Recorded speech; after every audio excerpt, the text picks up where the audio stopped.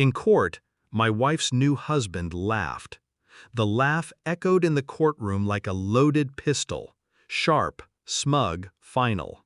He was tall, clean-shaven, tailored suit, greased hair and greasier smirk.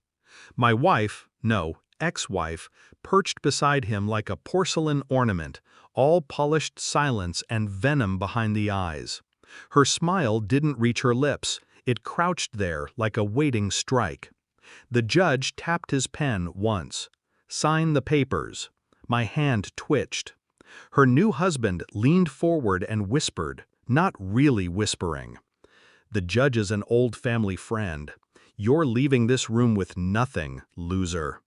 My wife chuckled like she used to when she lied to my face and watched me believe it. "He's too poor to even afford a real lawyer. Look at that suit." The courtroom blurred, not from tears, I'd stopped producing those long ago, but from memory. Every betrayal has a sound. Hers was laughter. Always laughter. The pen felt heavier than the gavel. I didn't move. And then the judge, gray, impatient, already paid, pointed again. "Sign. You get nothing." I looked at them and I smiled. Not because they were right, because I knew something they didn't.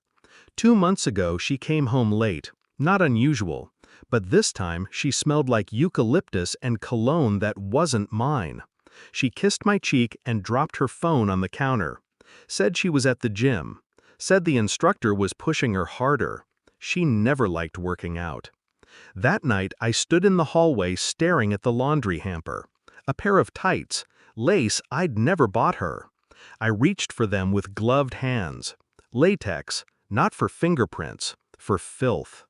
I found the receipt 2 days later, tucked into a coat pocket like a buried lie. Dinner, 2 entrees, champagne, 1 room, 1 night, 1 betrayal. I didn't confront her. Instead, I watched her pretend. I studied the curve of her deception, the ease of it, the way she said my name like it was a chore. I didn't yell, didn't cry, didn't ask. I planned. I started with the bank statements. Not hers, mine. She'd linked our accounts without telling me, transferred small amounts, withdrawn cash. At first, I thought she was hiding purchases. Then I noticed where the money went.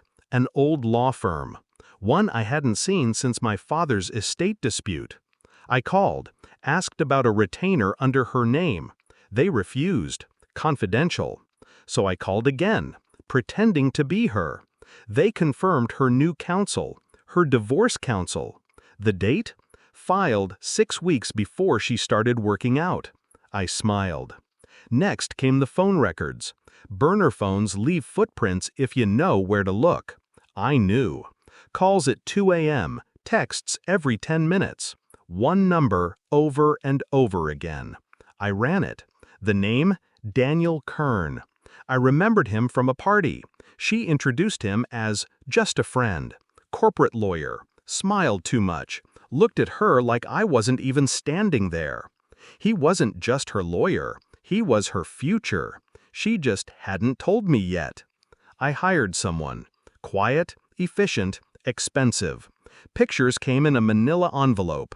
Her hand in his car parked at our house while I was on a business trip.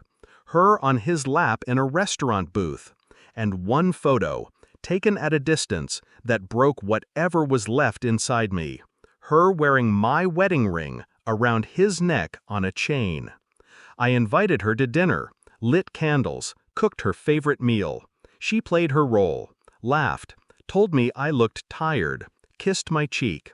I slid the envelope across the table. She didn't open it. She didn't need to.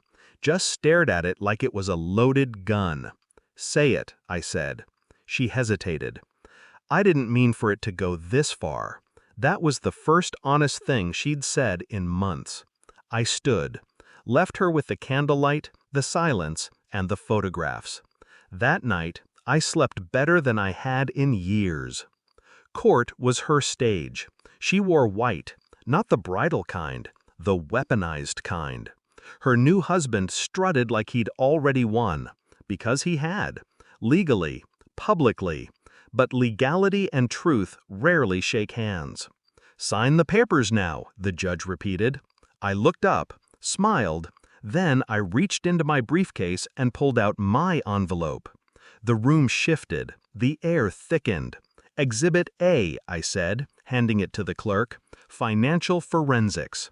Fraudulent transfers from our joint accounts to the plaintiff's lawyer, who, as it turns out, was also her lover before filing."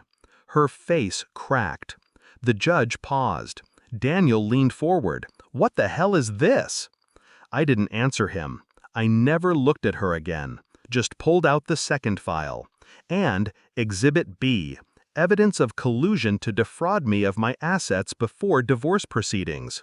Wire transfers, recorded phone calls, dates, times, names. The courtroom was silent except for pages turning. The judge's pen didn't tap this time. He cleared his throat. "We'll need to reconvene." Daniel stood, panicked. "You can't." "I suggest you retain separate counsel, Mr. Kern," the judge said coldly. She finally spoke. "You set us up?" "No," I said. "You just exposed yourselves." I walked out of court alone. No cheers, no cameras, no applause. Just the sound of my shoes on polished marble and the echo of a life I no longer belonged to. I didn't win. This wasn't about winning. It was about knowing. Seeing the mask fall. Watching her lover turn on her in front of the judge. Watching her panic not because she was guilty, but because she'd been caught. I didn't need the house or the car or the money. I took back something far more valuable.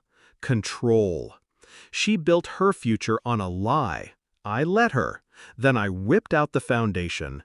And as I left the courtroom, I didn't look back. Not once. Some things don't deserve a second glance.